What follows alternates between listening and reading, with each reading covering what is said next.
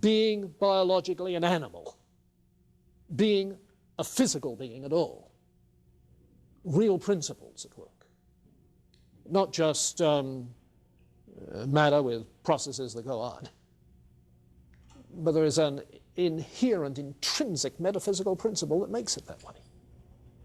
You see. Now, Locke doesn't talk that way. When Locke talks of natural rights and natural law, he's talking of what is logically implicit in the general characteristic, the essence of being human, and the essence is just a concept, remember. The essence of being human, which is that we are rational beings. Yeah. Do you follow? But didn't Aquinas also say sort of like we could, sort of, by looking at nature, we could... Yes. Yeah, but you see, Aquinas, as an Aristotelian, looks at nature differently than Locke, who is not an Aristotelian. When Aquinas looks at nature, Aristotelian epistemology, he is trying to abstract, you see, from that cumulative experience of a species, the nature of the real essence that's at work there, of the real form that's at work. Now, Locke talks of abstract ideas, but notice that what he says we're doing is abstracting from all the simple ideas we have, you see, what they have in common. It's more like a general idea, you see, an abstract general idea.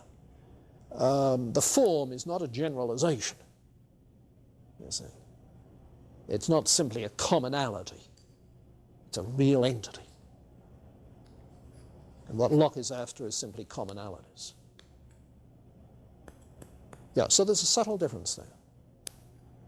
But, you know, as you remember, the difference between Thomas Aquinas and conceptualism is not that great. You remember the ambiguity in Stumpf as he tries to make that distinction.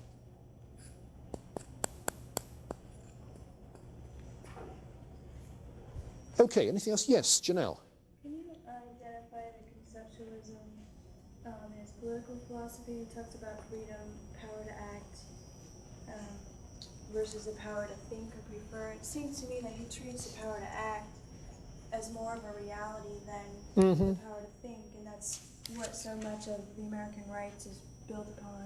Yeah, I don't know that it's more of a reality than the right to think. You see, the basic premise for his entire ethic, including his political theory, is that we're rational beings. I think, therefore I exist. You know, he reiterates this. And if the basic premise is that we're rational beings, that had better be real. Nothing had better be more real than that. You see. The fact that we have the power to act is only significant because we are rational beings. If we did not have the freedom to act, then our rationality would not be that significant for him, I think. Yeah. The purpose of thinking is so you can act. You know, that's the way it is in Bacon, in Hobbes. Just going back to when we were talking about ideas, we were talking about simple, complex, and abstract. Yes. Ideas. I was wondering, first, were abstract ideas a type of complex ideas? Yeah, he certainly talks about abstract ideas initially in a section dealing with complex ideas. But then he comes back to them again later on, you recall, in a section that's dealing with the philosophy of language. In other words, he's well aware that there is more to an abstract idea than simply an empirical generalization. You see.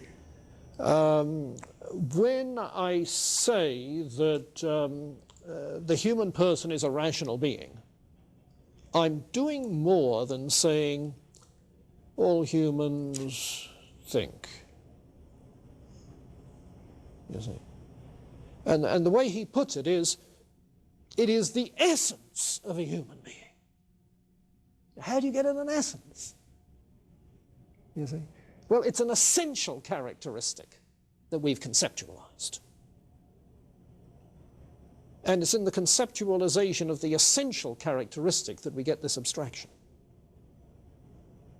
Yeah. Because the notion of an essential characteristic is very much an abstract idea. So his ideas are more, his abstract ideas are more than empirical generalization, but not as much as like Aquinas abstracting the forms. Yeah, let's try putting it this way. For Aquinas, you abstract something that is non-empirical from your experience. For Locke, you think abstractly about something which is empirically observable in particular cases.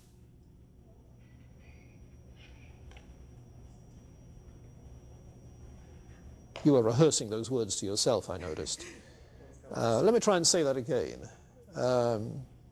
In Aquinas, you think abstractly about something which is not empirically observable, namely the universal principle, the form. For Locke, you think abstractly about something which is empirically observable in particular cases. But you think about it in detachment from all particularities. Yeah. Now, I think that's as close as I can get to their ways of talking about it. With reason and revelation, would the Bible fall, certain truths in the Bible fall into the category of being beyond reason but yet not contradictory? Yes, yes, he'd be very quick to say that. He is very quick to say that. What would be an example of something which would be contradictory to reason? He would, I think he would want to say that there is nothing in the Bible which is contradictory to reason. Okay, then what type of revelation? What might it be? Oh, if somebody said he had a revelation from God to the effect that Jesus was not the Son of God.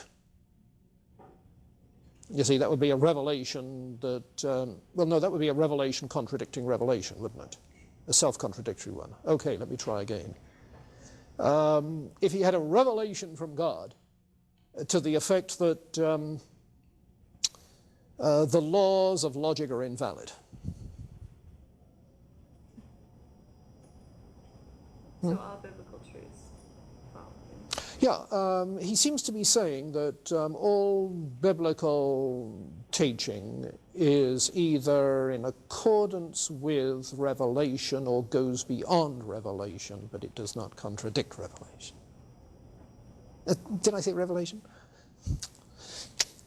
Wipe that off the board.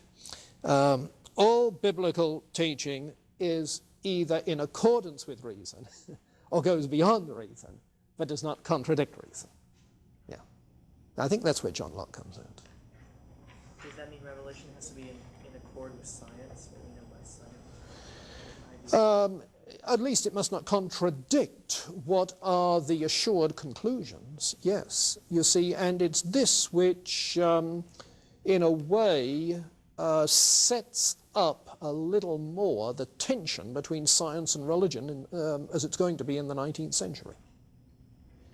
Those of you who've read any of the historical stuff about this period, for instance, that Mark Knoll has been writing, realize that he talks of as historians do, of the Baconian ideal in science, that is to say, of a purely objective kind of empirical science, which was accepted in the 18th century, not only by Locke, but by Scottish realists that we'll be talking about later on.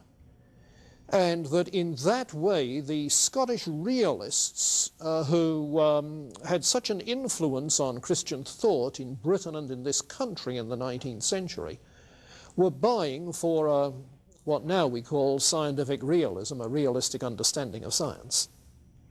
So that there is naturally going to be some conflict between the truth claims of science, understood realistically, and the truth claims of religion understood realistically.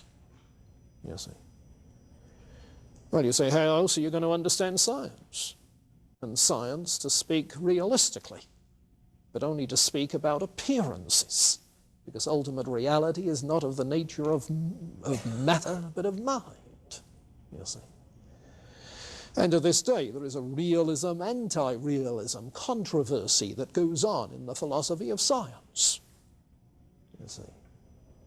If you follow at all the creation science business, remember the creation science controversy over evolution. What you have in the creation science movement, it seems to me, I don't follow it closely, but from what I read, it seems to me that in the creation science movement there is a very unqualified realism about science. And so they're not saying, now, science doesn't tell us about reality. They're saying, true science does, but evolutionary science isn't true science. Creation science is true science. You see? So what you get there is a conflict between two realistic readings of science. You see? Which one is true? There are others who will say that science only tells you about certain operational conditions in which further consequences are observable. So science cannot tell you about the nature of reality, particularly in things past and so forth. So there's no conflict. And others again will say, well, wait a minute, science isn't that objective anyway. It may be attempting to tell us about reality, but there is all sorts of presuppositions at work in scientific work, and drawing on the Kuhnian revolution, you know, the structure of scientific revolutions, maintaining that while science might intend to tell us about reality, it's much more ambiguous in what it's actually saying than individual scientists often recognize. I'm wondering what Locke's problem was with the Wesleyan enthusiasm. He seems to think that the enthusiasts accept as revelation sorts of private intuitions they get, which are not checkable at all by reason. Yeah, they're not amenable to rational checks because they're private. They're not public. I was reading yesterday an essay that Dr. Sarah Miles has in the latest issue of Perspectives, which is the Journal of the American Scientific Affiliation. I think it's the December issue. January, you think, is the latest? Yes, no. Well, this was in the December issue. In which she is talking about the science and theology debate as it was in the 18th century, and has a final section in which he talks about the enthusiasts and particularly about Wesley. Take a look at that. Which further consequences are observable. So science cannot tell you about the nature of reality, particularly in things past and so forth. So there's no conflict. And others again will say, well, wait a minute, science isn't that objective